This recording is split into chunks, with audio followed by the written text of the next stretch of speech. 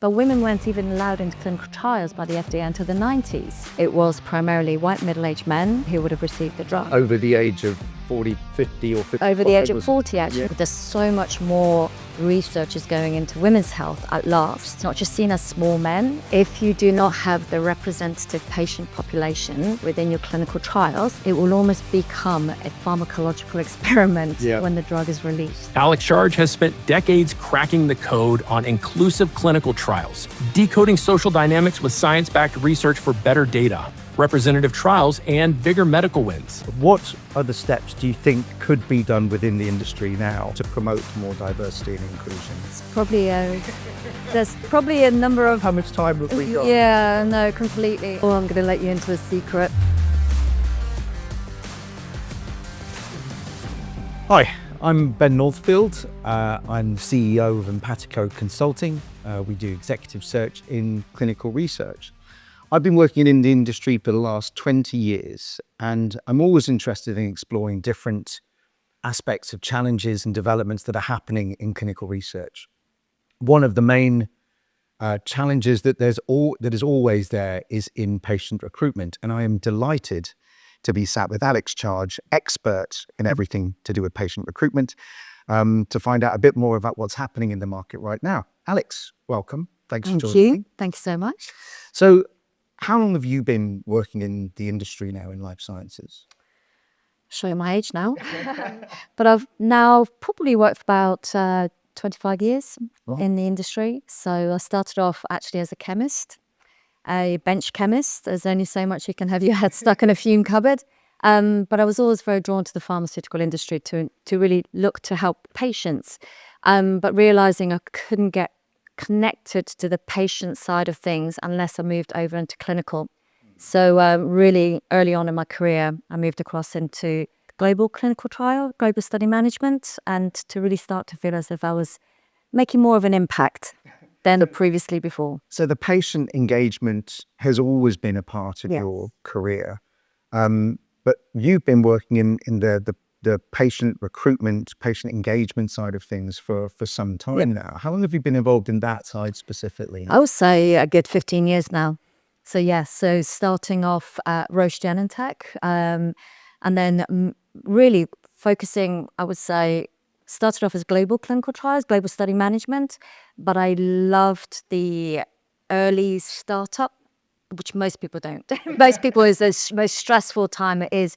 But for me, that was the time that could really enact change into the protocol design, working with the clinical scientists to make the studies as patient-centric as possible to ensure that we recruited quicker. So I worked across a plethora of different therapeutic areas, but then realized I kept to put myself forward for study startup, getting it better, planning it better, spending time to really looking at what would make patients and healthcare professionals really interested in the trials. In terms of what's changed most fundamentally from when you came into the focus in patient recruitment as to where we are now, what would you say are the biggest changes and evolutions that we've seen in this space? I think there's the macro and the micro. I think even if you look at the indications that we're working in, there's the real precise precision-based therapeutics, and therefore the precision of the target patient population that's adding to the challenges, which is absolutely fantastic for patients. But obviously you've gone from huge population-based clinical trials into very, very precision-based clinical trials. That is actually just about to take the next step back into history, though, with the Ozempics, with the GLP-1s, etc. of course. So we will see both. But that had a massive impact on patient recruitment, looking for a needle in the haystack. I think things like, obviously, utilization of real-world data, EHR, claims, etc. It's a standard thing now, but really was brand new back in the day. We couldn't even use the systems. We couldn't even really look at ICD-9. It's just like you needed a specialist to look at this. Yeah. But it was new then. And then, of course, even utilizing social media, there was so much fear about using it because of the pharmacovigilance, wondering about AEs. That was a big, big change in the industry. But technology back then, it was just hardly utilized in the pharmaceutical industry. It was standard in the day-to-day, but it still wasn't utilized in pharma. And probably not so enough to the extreme it should be, to the specificity and the precision it could be used right now. It's still evolving on this side of things. Still Because evolving. one of the challenges of the development in the industry that I've seen over the last 15, 20 years is that development and progression of technology. Excuse me, moving away from more paper-based administration things. It's still very much there in a lot of businesses. Additional kind of forms of consent and understanding that patients need to have around what they're actually getting engaged with in the clinical trial. I haven't always worked in life sciences myself. I've been in the industry for 20 years, as I've mentioned, but I've worked in other industry sectors. One of the things that I have always really enjoyed, and of course from meeting you and the getting to know you, one of the things I really like is that most people within life sciences industry are here on purpose. I left home quite a young age and I decided I wanted to go to the RAF. Really? Yes, I wanted to be a pilot. Luckily for me, I guess, I didn't get in. And then suddenly I thought, oh, okay, I better carry on doing what I'm good at. Just following again what was more natural for me. And it's interesting, it was actually a university that I actually fell in love with science. It's not just something that I could do, I actually fell in love with it. And I moved across into chemical development at Glaxo Wellcome as it was then. Just because obviously as soon as you do chemistry, you just move into a kind of associated job. But like I said earlier on, it's just not something that was really grabbing my heart because I really, really believed in what I was doing, but not in the place that I was in. And it was quite an interesting time though, because one thing that did really fire up my passion though is women in science. I mean, it was an amazing environment in the sense that I was really supported, but there were only, I think, about 5 of us, 5 women in the labs out of about, 200 men. So it wasn't that we never got supported or anything like this, but we didn't see many of us. And that's something that I've always been really passionate about. How can I, through leadership, really support other female leaders and other women getting into science? Yeah. But I think for many people, I think when they've come from background where there's a perception that they don't see themselves in the industry. They don't see other people like themselves in the industry. There's probably a sense of needing to break down barriers for people. Did you have that sense for yourself coming into the industry, or not so much? I knew it existed, and I already felt it when I was doing my A-levels and when I was doing my degree, because I was one of the very, very few women in my class, especially the physics classes, chemistry. But where I came from, I was born in Poland. I'm not going to say when, but I was born in Poland at a time when politics were still as they were. But it was because of that time and that era, there was a real, I guess, it wasn't an equality in life, but it was an equality between the genders. Everybody would be expected to go to university, would be studying the hard subjects, the hard sciences, apologies. So for me, seeing that from my real father and my mum, it was just almost like an expectation. So I was brought up with that mentality. But of course, I started to see that the older I got, the more I followed through my choices. And when I applied for the role at GW, at Glaxo Wellcome, the thing is, it was obviously strange to be one of very few women, but not once did I feel different at all. I actually got a lot of mentorship from individuals, and I didn't get treated in any way differently. And I must admit, as soon as I joined, I actually joined it to support these schools liaisons, so I could go out to the schools as my work hobby in inverted commas, working with the education liaisons at Glaxo Wellcome, so I could actually speak to other students, especially female students. Do you think that this kind of thing, because other people experience a sense of limitation or barriers for progress, or feeling like a minority within say one woman within a large group of men, or one man with a large group of women. Do you think that part of the reason for being kind of more comfortable and having like an equal opportunity, let's say, I'm hypothesizing here, but is because of the kind of medical language, the clinical language, the attitudes that people have in the industry in terms of the focus and the purpose of why they're there. Why would you say? How did you perceive why this worked for you?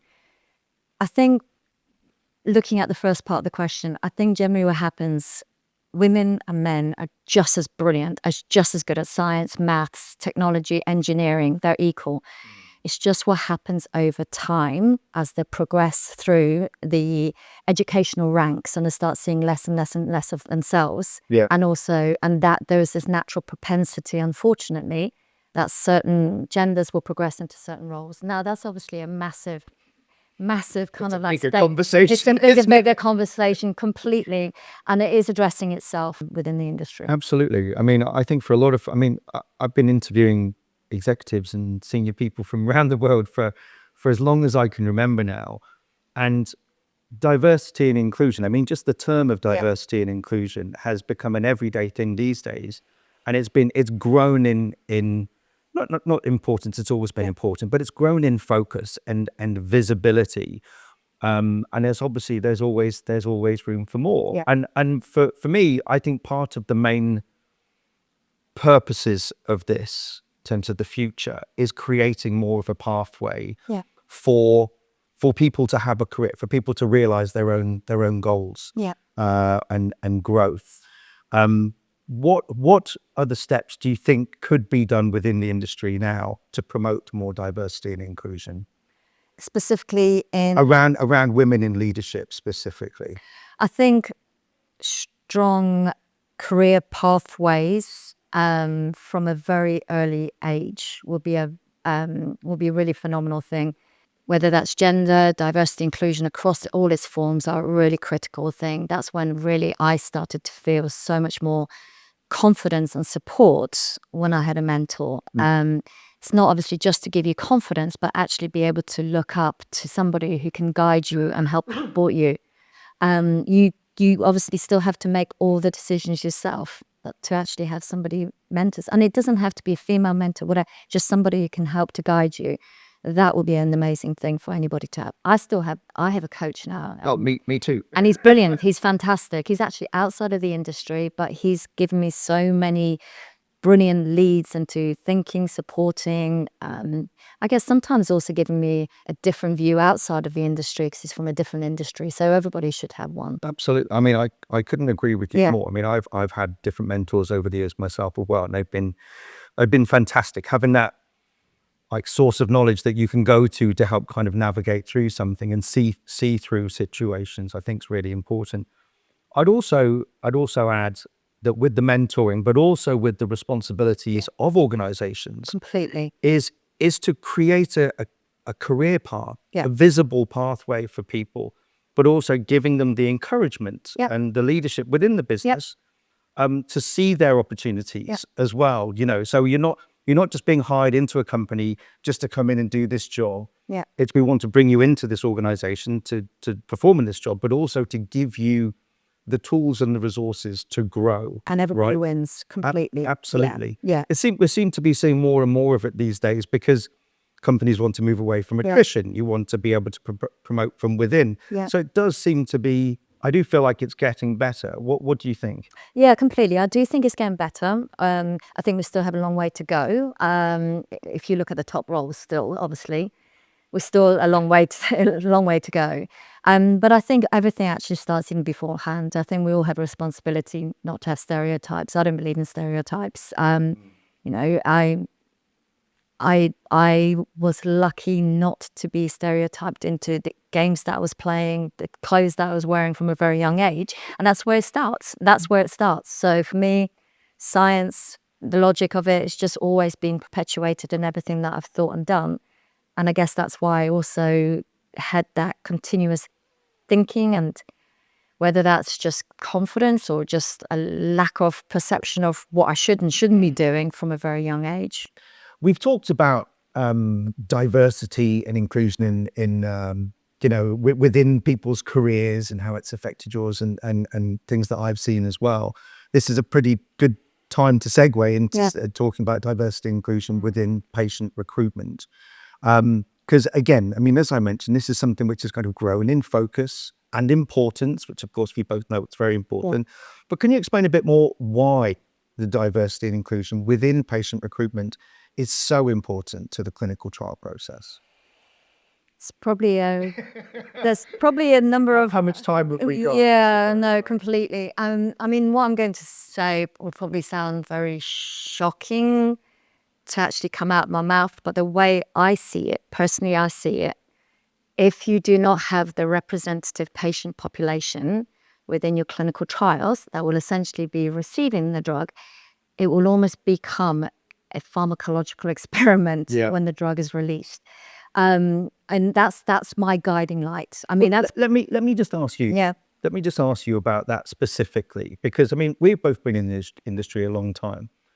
And so what does it actually mean in terms of the diversity and inclusion and the importance of that in terms of, you know, if we can talk a bit more about the different types of patients that there are and how that affects the outcomes of the trials. So what kind of diversity groups are we talking about, which we need to see increases on and which obviously affects outcomes? The breadth of all.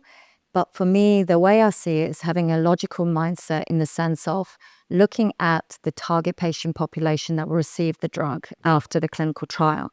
So if the body of the patients are of a certain age group, if the body of the patients are of a certain gender, if there is known differences across the epidemiology of patients, you need to have that full breadth of those patients. Unfortunately, we all know that historically, it was primarily white middle-aged men who would have received the drug. Over the age of 40, 50 or 55? Over the age of 40, actually. Yeah. No, not over the age of 55. And that's a challenge as well, because from an age perspective, there's many medications that are then immediately given to the older patient population over 65. But the ADME, absorption, distribution, metabolism, excretion, all those factors are different than somebody who's much younger. Yeah. We're now beginning to know, obviously, there's so much more research is going into women's health at last, not just seen as small men, and the whole biological system, the hormone system, exactly. But women weren't even allowed into clinical trials by the FDA until the 90s. I actually had a... Bananas, really, isn't it? I actually had I won Grazia magazine's letter of the year last year. I did because after Mackenzie, I think it was Mackenzie and the WEF did a landmark report that it was costing trillions a year due to the imbalance, the bias in women's health. I really wanted to make sure that people were aware. So I actually wrote to Grazia to go and explain what the situation was. It was really more a call to action for women to put themselves forward for research, because it's almost like everybody's accountability as well to do so, raising the awareness about it. And so whether that's male, female, whether that's ages, and of course the diversity of ethnicities, of race, but also for me, is the social determinants of health. And that's something that I'm really interested in, to bring that here to the UK. Yeah. I had some great discussions recently with Lord James O'Shaughnessy in the webinars that we did recently, learning about the opportunities that the UK has to bring. You know, everybody's always focused on the US because of the FDA guidance requirements for diversity inclusion planning for phase 3, still just phase 3. When we have just as diverse the patient population. So it's not just from a race and ethnicity, but how you live your life, the impacts of your day-to-day that might have an impact on the pharmacology of the drugs. Yeah. So it's just so important to be able to get as much of that breadth of information. Of course, it's not until you start, going out post-launch into the more medical affairs, post-launch studies that you really start bringing more and more geographical But you're getting information. real-world data back. You're getting real-world data, exactly. And then obviously once it's launched. But if there are specific segments of patients that will be affected, those have to be considered in the clinical trial first. Well, let me ask you this. So we've obviously kind of gone through the clinical trial process and what you've referred to there, and we've gone into the outcomes of, they've gone through the clinical trial, they're already in the market, and then the pharma organizations are assessing that data as it's coming back, right? But if we kind of go back a step and look at that, the diversity aspect within the clinical trial process, surely there's a lot more work that can be done if when you're going through the phase 1, the healthy volunteers side of things, and then phase 2 and phase 3. Would you say that if more was done in the earlier stages around diversity and inclusion, we would actually have more clinical trials that were succeeding going through the phase 3 of the process, or would it not affect that aspect of it so much in terms of what's being done and what's happening at the moment? I'm omitting phase 1 completely out of this because obviously that's safety first time. It's all healthy volunteers. I don't know, because of course clinical trials are designed in a way to make sure that they are actually proving the hypothesis. I think that if there were more correctly planned clinical trials with a diversity inclusion right from the start, I think, yes, potentially it would be slower to recruit originally. I'll say this with a caveat, because of the more planning, because of the more consideration, but actually much faster and more efficacious and more effective longer term.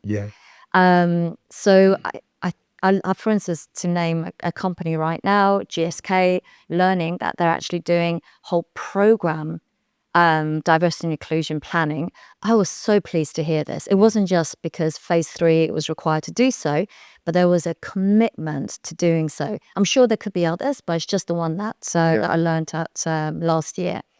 And that for me makes so much sense, because it's actually a commitment to the right target patient profile.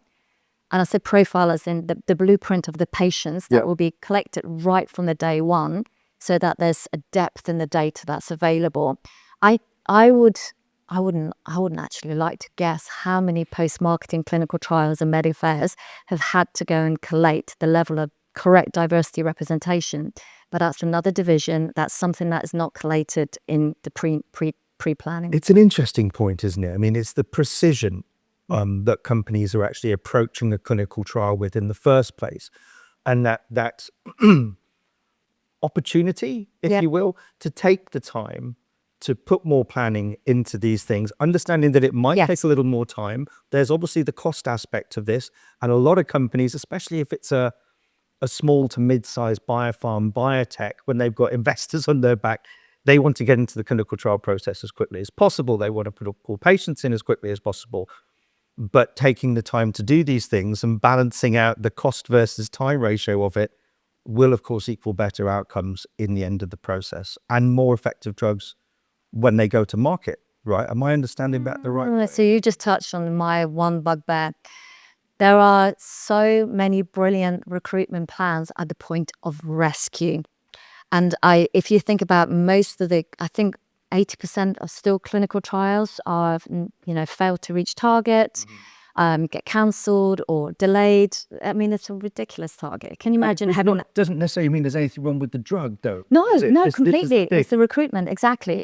So for me, I worked in early strategic planning. For me, I loved the early strategic planning because there's a real concerted thinking about the realism of the trial, having the opportunity to change the protocol, to actually work fit for purpose for your patient population and for your countries, being able to then do the very strategic planning on site selection, not just, these guys have been brilliant before, let's just bring them in, but actually, what are you looking for? Why they're brilliant? Bringing in the right country population, bringing in the right target site population. That may not be the golden triangles, that may not be your postcode lottery. And this is the other part of diversity and inclusion, when you can actually go out. And this is why I love decentralized clinical trials or hybrid trials, or utilization of the new GP networks, but actually being able to bring trials into the underserved populations, because otherwise they'll never get the chance to. So having a different viewpoint Patient about advocacy adds to this as well, doesn't it? It does, and I'll touch on that in just a moment. But then that ability to be able to be sometimes predictive rather than faster, which I think is a big challenge. Patient recruitment extends far further before in the paradigm of planning than the actual act of patient recruitment. Right. Because if you're predictive in your planning, if you're setting up your strategy properly up front, if you really think about your patient population, get into the minds of the patient population, understand the actual individual country treatment pathways. It may not be your oncologist, and it may be your, I don't know, another healthcare professional that's actually seeing the body of your patients. Yeah. So like bladder cancer, a lot of the time it's not the oncologist that will see the patients, it will be the urologist first. Right. So many times Yeah. they don't get drawn in. So just having the opportunity, almost like peel back the layers, not just your protocol, but the reality of the real world reality of what's going on, and then match that accordingly to what you're trying to enact. Yeah. And I think so much brilliant planning is happening at the point of rescue when it could be done with the point of planning. Well, hindsight's 2020. And these things. Well, how many more times do we need to do hindsight? That's the thing. Well, that's true. It does feel to me like there's been like an evolution more recently, certainly the last 5 to 10 years, in terms of how patient recruitment is working. And I mentioned there about patient advocacy groups. And I, from what I have understood about this patient access, is that there's some of the harder groups to get into, because on one side of it, the point of having the advocate there is to protect the patient, obviously, which is fantastic. But you also need to have advocates that want to understand the benefits of getting patients into these clinical trials rather than holding them back. On the other side of it, for the patients that are part of these patient advocacy groups, it gives them knowledge of things that they just weren't aware of before. Yeah. And it's really important to access these groups and give these patients access and add knowledge about clinical trials. Because for a lot of people out there, the medicines that they might already be on might be doing okay, but they don't know what other options are out there for them. And a lot of clinical trials can actually, help someone turn a corner, a significant corner, right? Yeah, completely.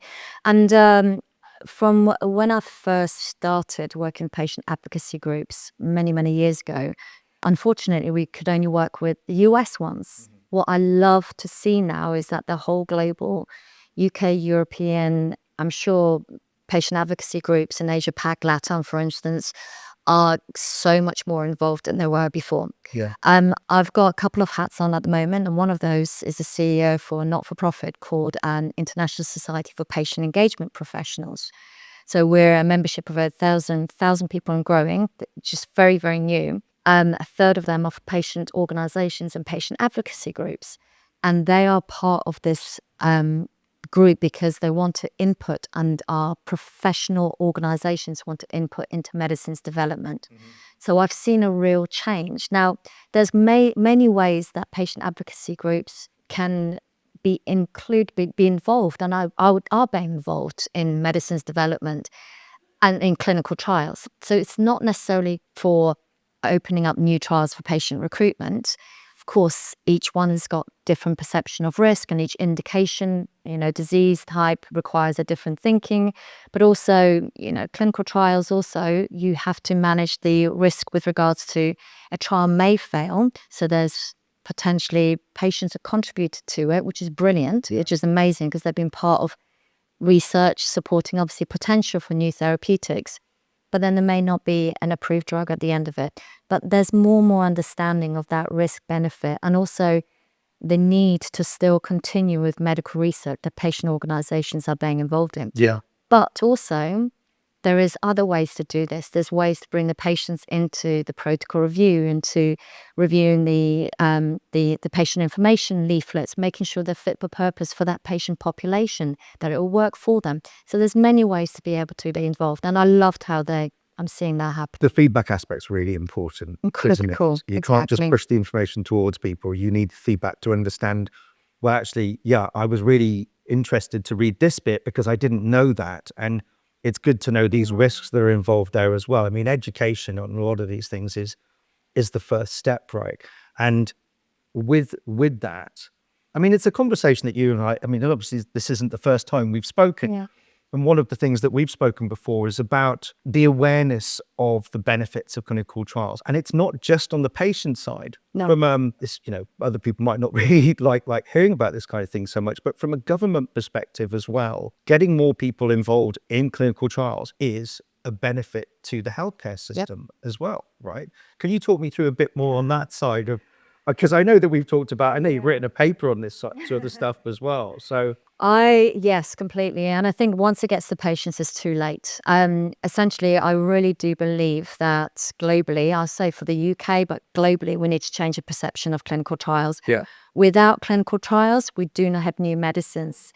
Without clinical trials and the years that go into to obviously make sure they're safe, we're never going to get brand new therapeutics. So that balance needs to be understood. But the public perception, and both from people as well as I would say a big body of the healthcare professionals, is unfortunately negative, or shall I say, maybe a little bit ignorant, just because there's not enough knowledge about this. You don't learn about clinical trials at university. You don't learn about clinical trials at school. You never hear public campaigns about it. well, you normally only hear negative things that are coming out Exactly.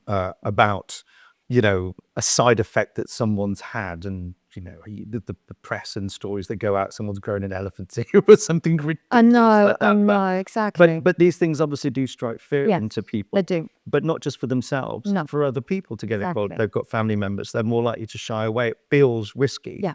right? Yeah. But what is that? What is the real balance? For people that are listening to this, Yeah. and perhaps their perception is that there's actually quite a risk of getting involved in clinical trials. Are those risks really real?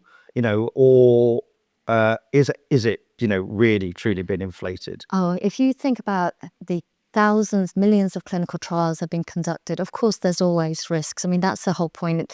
But there's also benefit. And I think because it's so important for new therapeutics to be able to obviously demonstrate the risk, but I do feel that there's not enough also spoken about the benefit. And of course, it's not about coercion. This is the number one in GCP, number one in the ethics.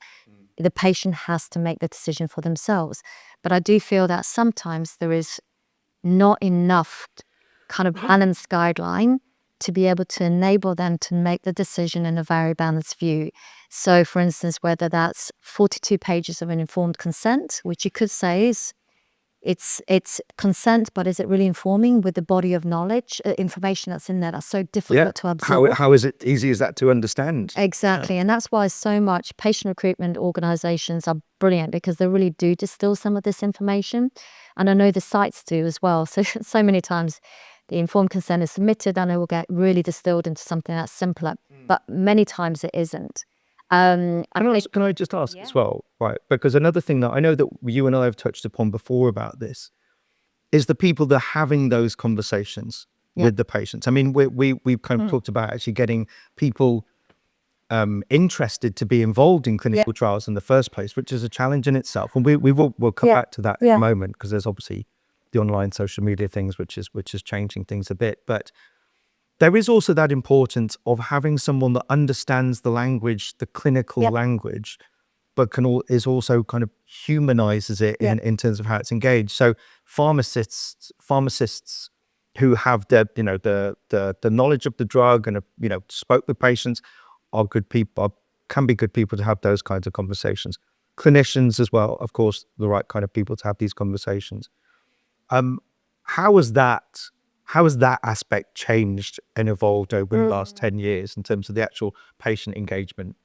I think to have these conversations with patients, I would love for there to be more of a representative spread of knowledge about clinical trials as an option, versus depending on who you're seeing as your clinician, or whether how far you are further down the route of your disease, unfortunately. So it begins to normalize, shall I say? Yeah. I actually really I love what's happening in the UK, where there's a ground movement that's happening among the GP network. So I've seen the numbers that are coming through from the NIHR, and spoken to a few GPs, kind of like local healthcare professionals, and they're taking on the body of a lot of this. Even my local GP is running clinical trials.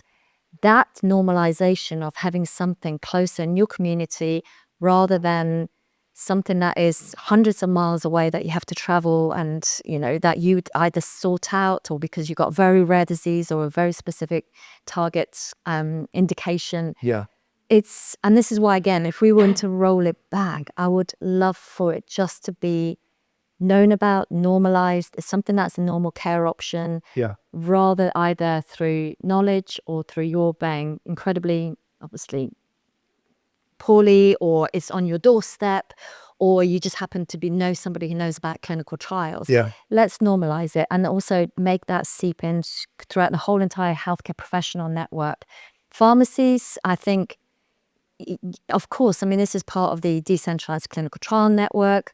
Don't think it's happening yet here in the UK, but they did try that in the US. It's making ground, I think. It's Yeah, and that's probably, not necessarily recruitment, but maybe parts of the clinical trial. So again, that whole decentralized clinical trial piece of it, or hybrid trials, is just making it clinical trials more accessible, less burdensome.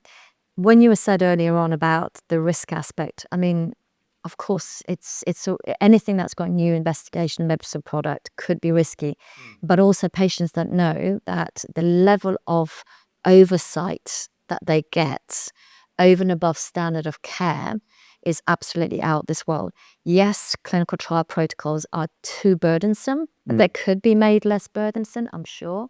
There are a number of investigational they normally procedures. get added to rather than taken Exactly, away from them, but don't they? That's it's how a these things known go. thing. Yeah, Yeah. it's completely. And this is talking about patient involvement. This is where I want patients to be involved up front, all the way from TPP, target product profile development, what's right for them, clinical development program planning, protocol design planning, after the fact validation. Will it work? Won't it work? Yeah. Because they could really, really help to design the trials will be fit for purpose for their needs and their general patient requirements and burden. Yeah. But that's another part of patient recruitment, to tell you the truth. There's so many Still factors. this Yeah. evolving. I mean, there's always more work to be done, and I'm sure there always will be more to be done. Yeah. And one of the things that you mentioned there, which really struck me actually, just because of correspondence, Yeah. with my family that we've had through GPs and stuff recently, and that's we talk about getting the person that's speaking to the patient, right? Let's say the GP. Part of the issue with this, with a lot of GPs, is they've got so many people to see on a daily basis, or in the morning, what have you, that it's normally try and see them for as quickly as they can, to be as thorough as they can in a short amount of time, so they can get the next patient in. It doesn't leave a lot of time for them to even open a conversation about clinical trials, because as soon as they start talking about it, if the person actually has an interest, or the conversation goes further, they're going to be spending a lot more time in there. So it's harder for GPs. Yeah. I think it's quite hard for GPs to have those conversations. The flip side of this, in terms of what we're seeing happening here in the UK, and no doubt in many other places around the world, excuse me, is that people are being steered to go and see their pharmacist, to go to the pharmacy and go and talk to the pharmacist about, you don't necessarily need to go and see the GP if you've got a bit of a cold or a cough or sore throat or something like that. And so there's that shift in moving more people away from the GP to give GPs more time, and then kind of spreading out the responsibility. And pharmacists, may actually have more time, perhaps even more inclination to have those conversations about clinical trials as well, right? So I see that there is change happening in this way, because it's all very well to say, well, these people should be talking about it more and should be educating patients more, but there's the timing aspect, and GPs aren't necessarily there, although can be a benefit to patient. They obviously some patients might feel that there's a risk, and they don't want to be approached by the GP about it. Do you know what I mean? Yeah, and you could say that about the pharmacist. You could say that. I think if it's a big fabric of just knowledge that's available with regards to enable choice and to enable even exposure to what's happening, that for me is the ideal situation, because unfortunately, Building knowledge, isn't it? it's building exactly knowledge, because of social media. I mean, social media campaigns, of course, they're a channel. They're one way to reach out. So going through patient advocacy is another. Obviously, even so many grassroots engagements can be another. So it's more having. So a lot of the time, it falls onto the patient to either look for options for themselves, or it falls onto the postcode lottery that hopefully there may be a suitable site and suitable clinical trial that's actually in the locality, and the local clinician will be able to speak to them about that. Essentially, what happens to the patients in the geographical areas where there aren't any sites, for instance. So how can we create layers of knowledge that's actually more nationalized, say for the UK, or kind of like regionalized in the US, whatever you're doing, so that essentially the information can be floated up to you. And this is where I would love for there to be some kind of a government and a public and a private engagement to create the centralization of that knowledge. So it's not a arduous thing for the patient to look for it when they're desperate to find a solution for themselves. Yeah. Or, for instance, the busy, harried, the NHS, where, for instance, they do have, and the GPs, they do have so many other patients to look forward, but there's just and that's not a solution, but it's just how do you utilize all the resources, all the available information points, just to raise it up as a standard, as something that's just available as an opportunity. Yeah. And you've seen clinicaltrials.gov. I mean, no patient can understand the will. It's like one of the least patient-centric solutions. It's very interesting to navigate through, but you're kind of almost learning something every time you go into it, because it's so technical, the information. It is. I mean, it's brilliant for doing things like benchmarking. It's brilliant for things like doing feasibility and identifying where to put your sites, the knowledge behind it. But yeah, it's a very, very challenging solution. And also there's a lot of perceived IP on there. So there's many sites that won't have their addresses on there. So that's not helping patients either. Absolutely. Yeah. The language is the thing. I mean, I've read numerous clinical papers on there. I don't have a medical background myself. Sure. I've been in the industry a long time and constantly learning. And even with the 2 decades that I've spent in the industry, when I read through papers in there, I'm still having to look up certain acronyms that are put in these papers. And for someone like me that's been in the industry a long time, still having to decipher and translate some of these documents, they have to be as technical as they are in many ways. In order for it to be more engaging to patients to understand things, there need to be some sort of translation of languages. But this, again, I'm sorry, I'm kind of answering my own point here. But Brilliant, go for it. but when we look at things like informed consent, I mean, this is part of that translation, right? Yeah. And you mentioned earlier about the length of these documents. If anything, it does feel like there's progress in these aspects. There are. But there's also still a lot more work that can be done to make it more, not just engaging, yes, but understandable for the patient. Right? Yes, very much so. I think, and I think a lot is being done, definitely, for sure. I don't think it's consistent. And I think I'm excited when the normalization of things like media is going to be put forward for informed consent. I do remember a few years ago when I worked in the innovation team, we're actually using, I can't remember the name of the technology, but essentially it's used for bringing cars to life and in brochures. Right. It will come back to me later, but essentially you could put your phone onto it and suddenly you'd find just I know what you mean. Yes, I've seen immersed in this. And we were looking to see whether we could utilize that, where patient essentially would be able to almost bring themselves into a virtual reality of what it would be like to actually be in the clinical trial. The virtual reality piece of it, I think, augmented reality. That's what it was. Reality, that's augmented reality. Yeah. And it's to look at all the ways that you can actually really experience, and therefore it becomes an informed consent. Yeah. Not just obviously absorbing masses and reams of very technical information. I'm a scientist and I still had to go and look at certain things when I was looking at these informed consents.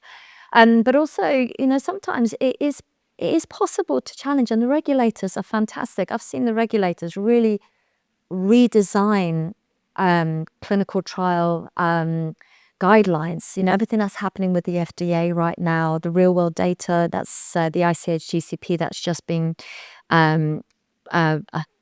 the new one that's just essentially been brought out for us to go and validate and review. The new DCT regulations that are coming through about utilizing local healthcare professionals, about using normal clinical practice. So they really are trying to bring a lot of these things into the modern world. Yeah.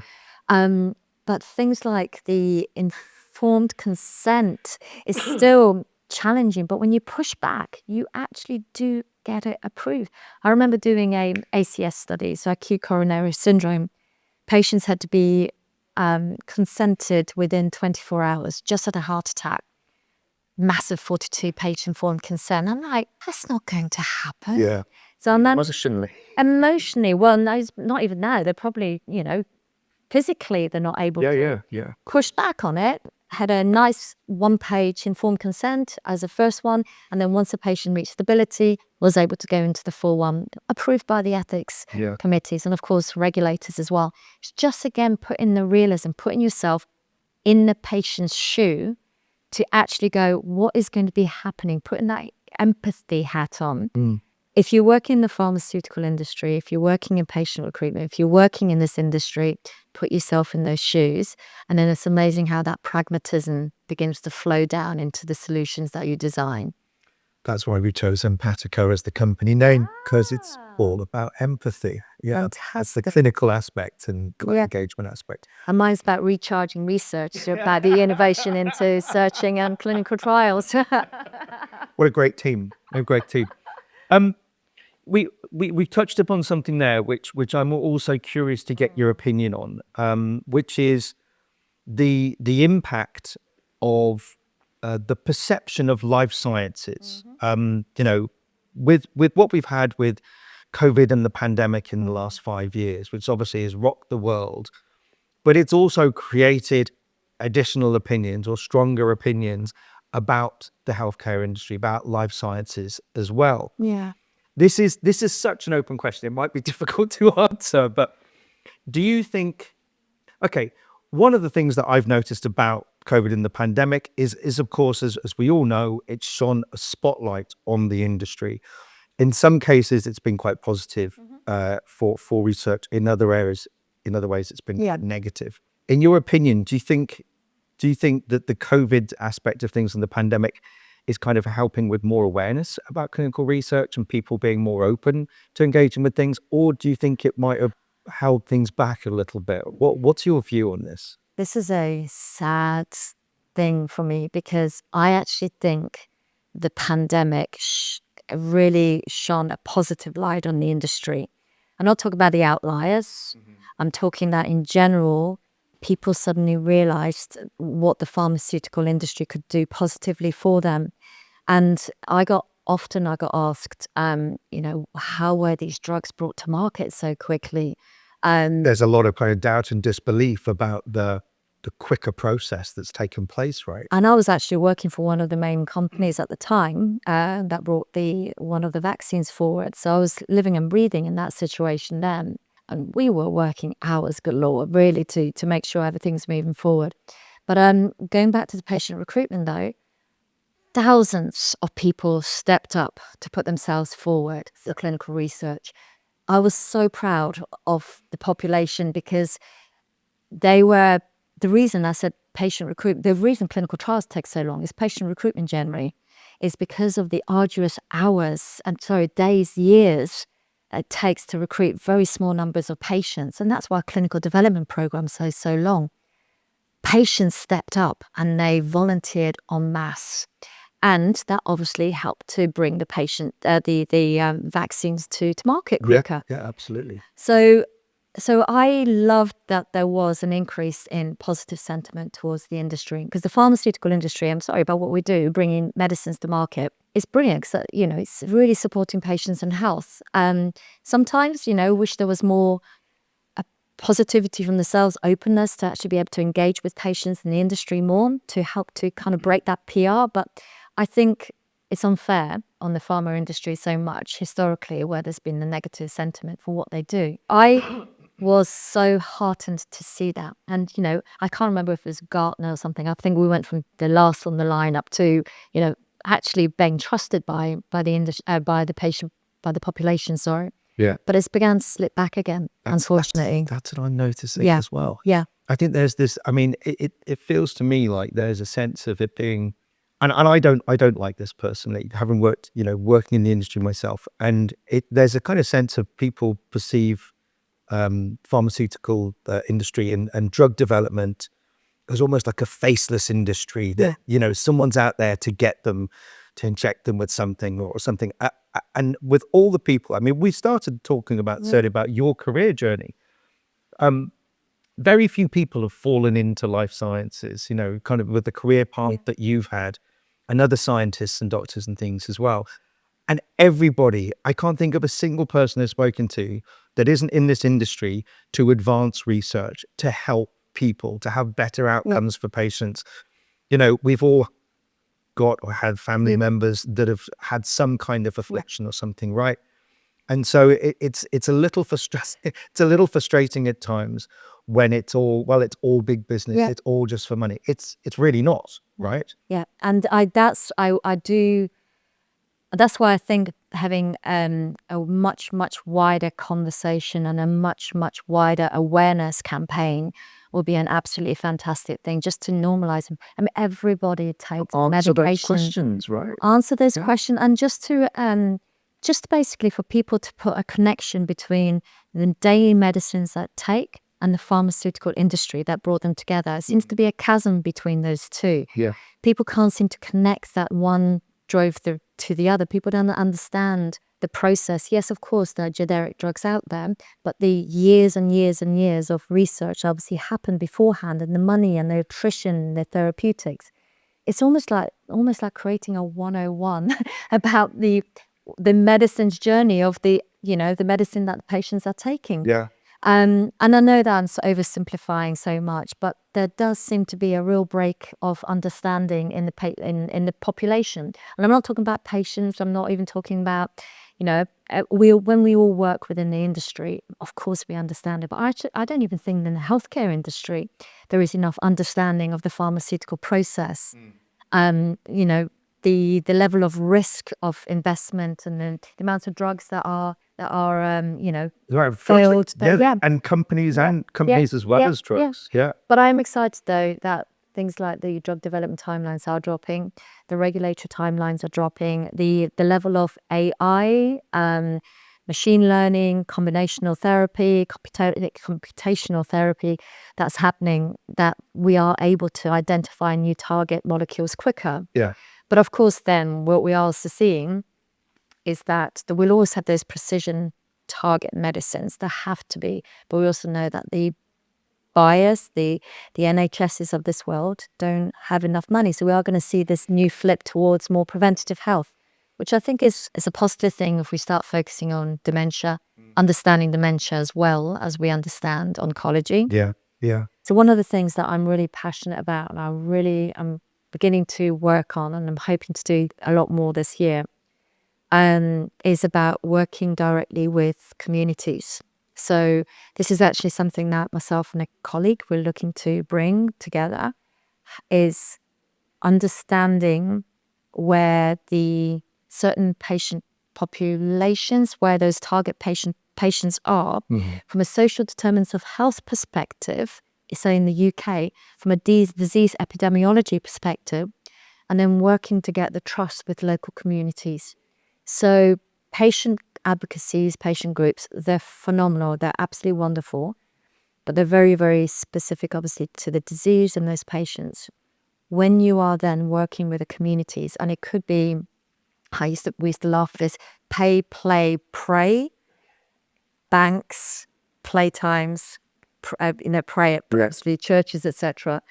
When you go into those societies and you go with them early, those communities, it's about understanding what is important to them, how their community works, what is, for instance, when I say social determinants of health, like, for instance, what the financial situations, what is even travel situations, what is essentially important with regards to the different languages, for instance, Leicester's going to be, what are the blockers, but also what are the things that need to be understood. And when you work with the communities, even though directly you're not working with the patients are going to be there, and the families are going to be there. So the correct network is going to be there, and you learn how to engage and how to support, because then you can actually understand what's happening in the site. A site in Leicester is going to be different to a site in Edinburgh, is going to be different to one in Glasgow, etc., etc. So to actually be able to layer both from a data perspective, because especially the UK is fantastic. The UK has all the NHS trust data available. It has indices of multiple deprivation, which is essentially ability to be able to look at social determinants of health, Right. like crime. So people are afraid to, for instance, take public transport, which is going to affect things. Your financial situations, social, exactly, all these factors. So when you understand that about an area, then you can really work with that community then to understand how to mitigate those, how to support the patients in that area. And of course, it's very high level because not each and every single patient in that area is going to be like this. But if you're trying to attract those underrepresented patients who are not, who want to be involved in clinical trials but have got lots of barriers in that, this is what's important to do so from a SDOH perspective, social determinants of health perspective, for trial inclusion. So it's not always affluent, middle-aged individuals of a certain age. It's normalizing it It's at the same normalising. time, right? Yeah. Because the more conversation that's going on about it, the more people will get the kind of aha moments of, oh, I didn't know that, I wasn't aware of that, Yes. or I thought something different about that, like the misconceptions, perception. Exactly. But it's also able to then bring in what's important to that community, what kind of languages are important to have in the informed consent process. Who gets involved in the consenting process? Is it the individual patient or is it with their whole entire family network? What kind of language would help, or where would be the best place to share information about clinical trials? What kind of community framework do they have, for instance? So to actually get that feedback back into the planning, that is where I'd like us to start going. And I'm looking forward to sharing hopefully some more this year when I've put that into motion. But that requires trust. So you can't just go in at the end fishing for patients and rescue. You need to go in at the beginning. It needs the proper planning. Planning up front, because then essentially it's trust is everything. Trust is everything, obviously, with communities, but trust is everything with clinical trials as well. So that, for me, I would always say is the biggest barrier to stability. It's giving people a voice at the same time, as well as kind of normalizing the conversation and answering questions that people might have had or might not have had, sharing the knowledge with them. The normalizing of the conversations also gives, I think, it gives people the voice, more confidence to speak out and ask questions. Exactly. It's a two-way thing, because then essentially then be hopefully learning, inputting their needs, but also learning and being able to understand why it's important, for instance, to bring certain medications into their general patient population or target epidemiology of patients, whether it's, say, Black community because of a certain disease, whether it's Asian community because of, say, gastric cancer.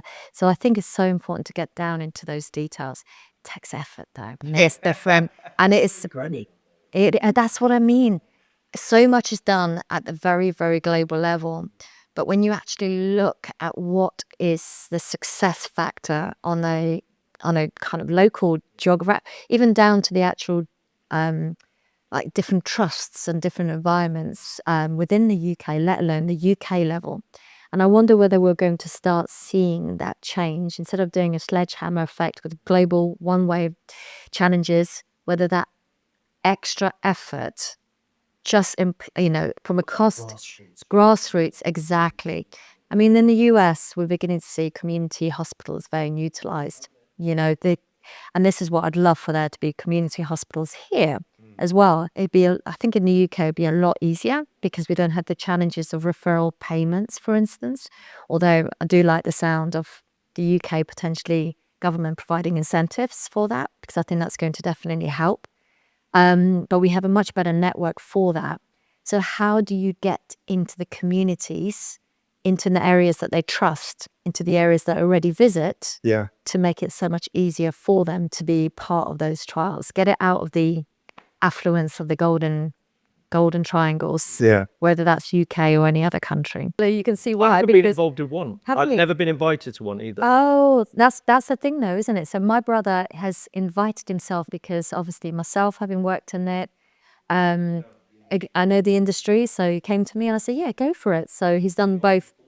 I've informed him, exactly. And I think this is, again, the situation. You are waiting to be approached. And I think if the situation was that you were more activated to go into a clinical trial, then you would have looked for it because you would have already known enough about it. Because obviously this has been part of the work that you work in. Yeah. But so you've never been in one, yet you work in this industry.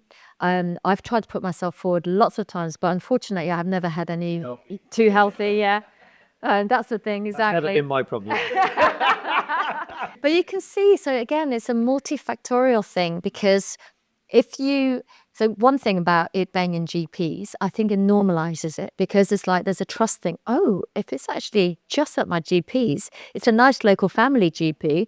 Okay, that's a shame. It's less intrusive, or it's less scary because it's like, oh, if it's happening on my local doorstep, maybe that's not a bad thing. Versus GPs talk to you about it, it's something that you trust as well. exactly, even just seeing little posters saying, "Would you like to be?" And there's also, I think, for people to know that there's so many different levels of research as well. Yeah. So even you can contribute to changing a policy or changing a way, for instance, that the NICE, for instance, is operating through your input.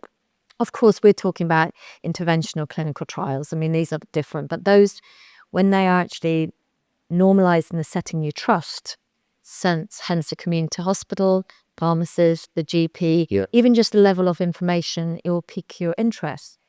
I think the other thing as well, a lot of hospitals, I know a lot of physicians, I know a lot of consultants that would love to be involved in the clinical trial. And of course, apart from the fact that the NHS, we are struggling with resources after COVID, and this is in the UK, this is where the clinical trials are housed. So you have to balance between your daily practice and then trying to fit in clinical research. And this is where, speaking with Lord O'Shaughnessy, we're trying to see how this could be changed, that research units could be created with hospital settings. But that's something that hopefully will come. So there is that balance of burden, but they also never get the chance to get involved. They want to be involved. So there's only very, very specific investigators. And unfortunately, those investigators, a lot of them are retiring. New investigators, I wish there could be more that could be coming through the ranks. So investigators is the name of the doctors who run clinical trials. So you have a primary investigator, principal investigator, and a sub-investigator, for instance. So these are the key roles for running clinical trials. They're physicians, they're doctors, they're healthcare professionals. There's generally, unless you know about clinical trials, you're not going to put yourself forward to become a clinical trial investigator, doctor, unless you've got somebody else already who's been a prominent investigator who wants to hand it down to somebody else or bring somebody into the learning about it, because it's complex. Added responsibility, it is a revenue generator, but it is added responsibility. Trials are complex. They could be quite expensive. Yes, you will get paid for them, but there's so many myriads of complexity. And so patient recruitment is a much, much more complex situation because it affects each and every single stage into that process. It's not just finding and recruiting the patients. There's so much that goes into the behavioral activation of investigators and doctors, behavioral activation of patients, the families, the planning and the understanding of what's happening actually in that country, in those hospitals. It really does have a massive effect on the outcome. And here I was thinking that the whole patient recruitment process was easy. Why is it not accelerated quicker than it had? Oh, there's lots of people involved in the process. Oh, there's fear about getting involved. Oh, okay, all right. Yeah. And each and every single patient population is so different. So that's why you can't have one way or the only way to recruit patients. You can't just go, oh yeah, we've got these sites, great, ticking, tick, tick, tick, let's wait for them to come through. That's why going back to that empathy of really understanding specificity of each country's framework, how patients are thinking, where they're going, understanding even about the behavioral aspects of certain ages. Is it male, female that's going to be recruited? Who generally looks for the clinical? So when you do real insights into learning about even social media learning, I find it fascinating because it's not asking the patients pointed questions. It's that visceral reaction back that you can learn what the patients with the disease are thinking, their emotionality to something, the things that are driving them. These kind of things are underused, I think. They must have been incredibly excited. I mean, my perception of this is that the Ozempic drug that's out there, the weight loss drug, when they were going through the clinical trials, that they must have been getting quite excited about the results that were. Diabetes, yeah. Yeah. So, I mean, it is interesting in terms of the Ozempic's a good example. I mean, this is originally a diabetes drug, and obviously it's really now classed as a weight loss drug.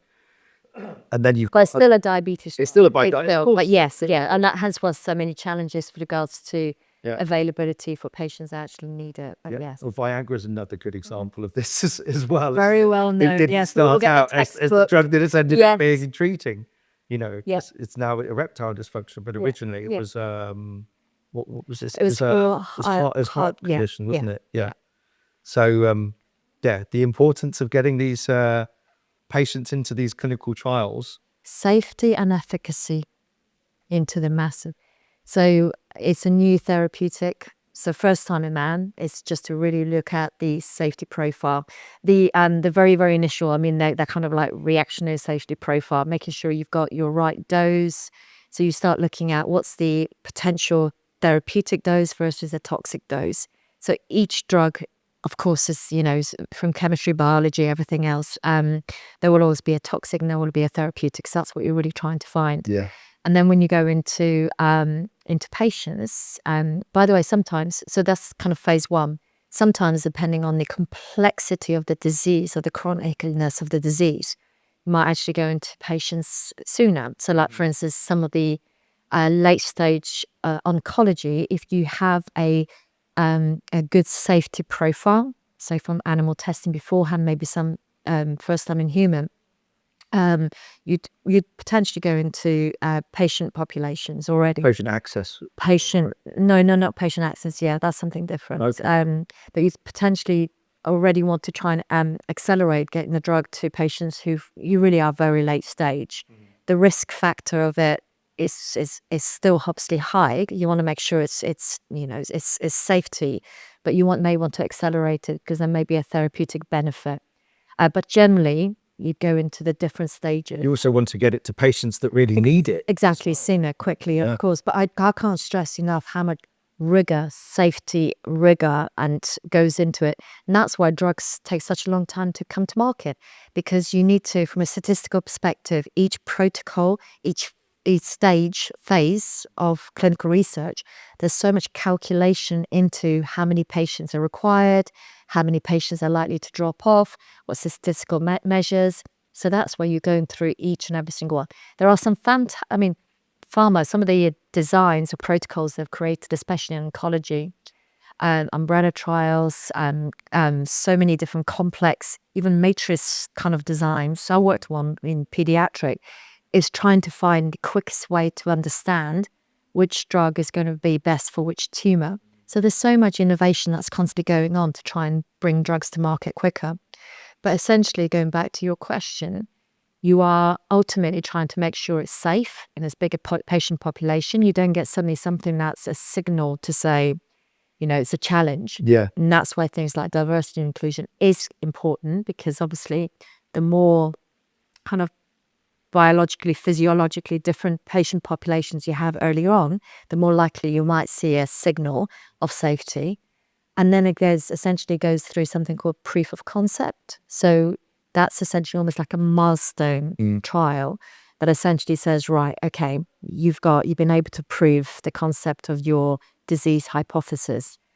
And then it moves into, I would say, pivotal trials, the data that's really required, not just safety and efficacy, but to demonstrate that this is a fit-for-purpose drug for your target patient population to take to the regulators. So each stage, you could be going from 10 patients to 50 patients to 2,000 patients to 10,000 patients. And it all depends how many patients there are in the world. Yeah. So you take a ratio of those. So for instance, some of these new cardiovascular drugs, when I say new, the trend for cardiovascular drugs or diabetes drugs is coming back in again. I mean, this is a huge patient population. It's not like small number of patients that have got this, thousands and thousands. So your trials are going to be outcomes trials. Your trials are now going to be going out looking for 20,000 patients globally.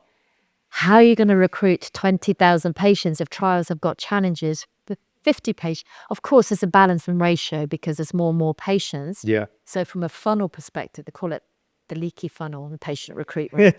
Famous leaky funnel. You know, you can get lots and lots more patients at the top. Slowly, as you're going through the stages of eligibility, interest, consent, it spits it out. Yeah. So your funnels is wider, but still, if not enough patients know about it, if people don't have the interest in clinical trials, if it's too burdensome, just because you could recruit, but if they don't stay in the trial, you've got a problem. So that's why the patient recruitment piece of it is so important upfront and is so much more complex than just tick bums on seats, as we call it. Yeah. Yeah. What are the main things that you're involved in right now? What does the next 2 years look like for Alex Charms right now? I guess it's too early to retire. So my career, over the time, it started to really move into more and more senior roles. My focus has been in the past, let's say 15 years, to transform and therefore accelerate clinical trials. And with that, it went down the route of data, real world data, innovation, patient centricity. And I say that's almost sounds, people say patient centricity, but it's still very much focusing what the patient needs and therefore bringing that voice in, which should then ultimately speed up getting the drug to market It's a quicker. You're done. guiding principle, Exactly. It's isn't a it? guiding Yeah. principle as well. So as I progressed through my career, whether it was within pharma, actually within a sponsor environment, and within a sponsor environment, I found that you can do a lot, but it's very, very siloed. And then so I always moved out, and I then moved out into a solution provider. You can do more of a breadth, coming back in again, coming back out again, because I always needed to see how I can push myself, but also push the environment I was in to try and find more and more different routes of changing how a clinical trial is thought about. You know, I've even worked in behavioral economics, the communication science, the behavioral science of trying to get to understand how patient thinks about clinical trials. That's why this whole communication piece, the addressing of what stage of a patient activation are they in? Where should you be focusing on how a patient commits to a clinical trial, finds out about clinical trial, what's their journey? So that piece has been really fascinating, not just the hard facts of real world data, claims, electronic health records, machine learning, those factors, or, you know, social media, all these things. It's such a complex model. So I wanted to understand and see it from all angles. And last year, I even took a step out of the pharmaceutical industry and I went into preventative health. So how can I start to look at really preventing the health challenge? What made even you want to occur? do that? What made you want to take the step out of the industry? Two things. Number one, I was very committed to progressing my role as a CEO. So having progressed through seniority in the pharmaceutical industry and in solution providers against more senior, it was a personal decision that I was actually loved leadership, loved the whole concept of leading a whole organization forward. So it was both as a leader, flexing my leadership muscles, but also wanting to understand right from the base of creating a business. So I went into a startup, but also I've always been very passionate about preventative health. As a medicinal chemist, you become a little biohacker in all its rights. As a yogi, I'm a yoga teacher. I've always, believed in health and holistic health. So I wanted to see how I can essentially look to change, sort of working at the end of treatment. How can I look to help to prevent that? So it was a multifold reason to do that. But then I missed my industry. I missed working directly in clinical. I still had one foot in digital health. So, it still made sure that I stayed incorporated and learning lots about my industry, but then made me realize I missed a lot of it as well. So that's why I've now got a couple of roles. One is, like I said, International Society for Patient Engagement Professionals. It's about bringing the patient, it's a professionalizing patient engagement. They are the leaders of bringing the patient voice into the organization, but it's also challenged area at the moment because the regulators are changing their requirements. Yeah. They're pushing for it. The pharma industry are pushing for it as well, but then changing the skill sets, not knowing exactly what's required. So it's a real myriad. I went through that with digital health. I went through that with DCT and the innovation. So it's a staged effect, I think. And now patient engagement are going through this.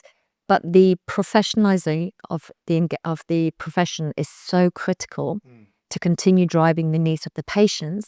But then how do we support them so that role can really demonstrate its ROI back into the industry, return on investment? Yeah. So that's one role. I also wanted to set up my own consultancy. It's actually been dormant for a while, but I've reset it up. It's called Recharge Research. Okay. And what's the main aspects around Recharge Research? It's about driving. It's through consultancy. Everything I've talked about today. Yeah. How do you drive the thorough innovation and planning and the patient-centric view into your clinical trial? Yeah. I think so many times in clinical, people, they've got a job to do. So of course they go into planning, straight into do, following the process, tick. Yeah. They forget to do that upfront planning of patient recruitment, the strategy in even site placement, which is a start for patient recruitment. Intelligence, Catherine. The intelligence piece, the strategy of where to find these patients, how these patients are going to be looking for the clinical trial or not looking for the clinical trial, healthcare professional activation as well. So it's basically taken my career, what I love doing, and I find a lot of passion in, to being able to do that in a consultancy model. It comes across as well. Good. I mean, there's a real passion and enthusiasm Yeah. for the things that we've covered today, and the impact that you had and you want to have moving forward as well. This is the right kind of platform for doing these things as well. And I think also the other thing, I've worked globally and I've worked a lot in the US.